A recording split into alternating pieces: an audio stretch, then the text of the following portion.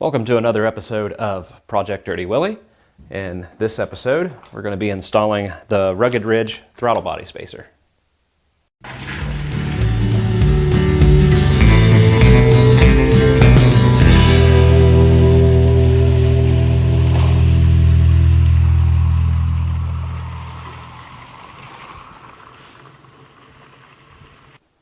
Here's everything that comes in the package. This is the item number for it. You get your instructions, you get 4 bolts, the spacer, and a gasket. You'll need a 10mm socket, a T20 Torx bit, you may need a short extension, a ratchet, a screwdriver, and your instructions. Okay, real quick before we get started, I just wanted to show you the items list. You get all of the stuff on here, but I contacted Rugged Ridge because I came into an issue and they told me that there was a rolling change in this kit. You're supposed to have 2 60mm bolts and 2 55mm bolts. And when I got the package, I opened it up and looked and actually measured these with a set of calipers, and they're all 4 60mm. So I contacted Rugged Ridge and they told me that there was a change and all 4 of them are supposed to be 60mm now. Okay, our first step is the easiest. Make sure that your engine is cool. You don't want to be in here when it's really, really hot. But you're going to have to remove your engine cover. All you have to do is just pop upward and lift forward.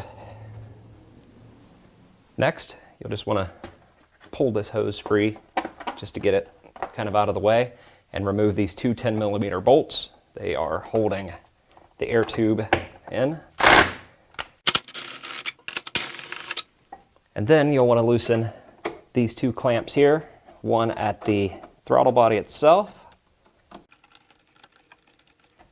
and then one over here at the airbox.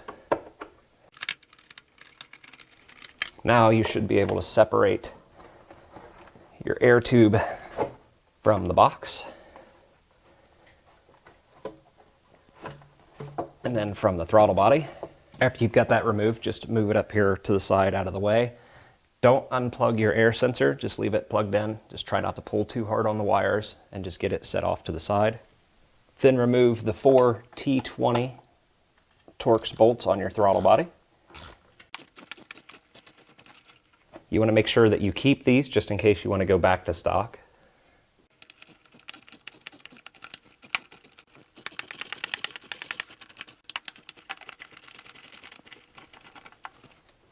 Pull your throttle body forward and out of the way.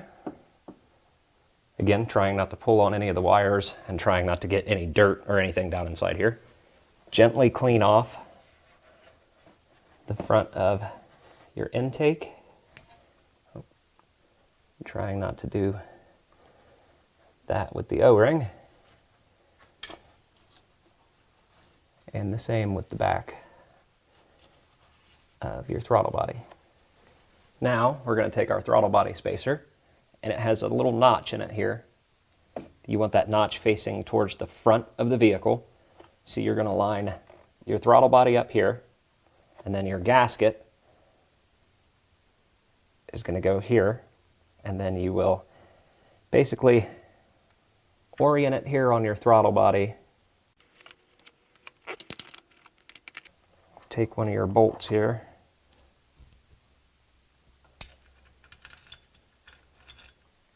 Pass it through. Try to do this with another one, that way you get everything lined up. Then I can get my arm out of the way so you can see what's going on.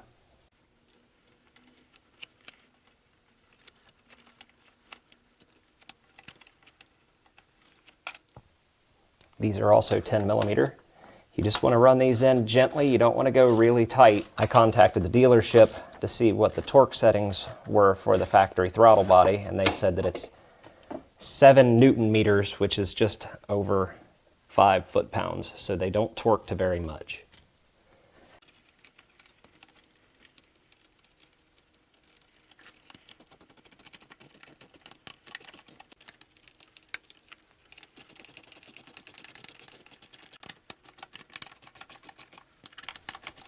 Okay, now I'm going to get my torque wrench and torque these down to the 7 Newton meters, or like I said, just over 5 foot-pounds. Now we're going to basically just do the reverse and put all of our parts back in here. Try not to get a bunch of dirt or anything down into your throttle body. Don't forget about that hose, get it out of there and go ahead and snap it into place. Tighten up your clamps.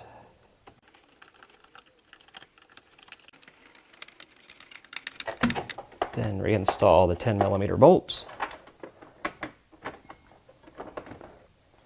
You may have to wiggle this around a little bit because you did just add a spacer, so it may not line up exactly like it did.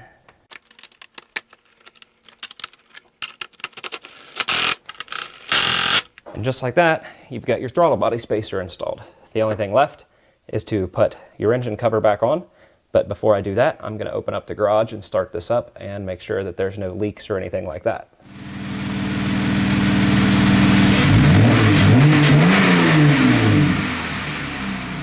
Okay, so that's it for another episode of Project Dirty Willy. As you saw, that was a really easy install. That's all there is to installing a throttle body spacer.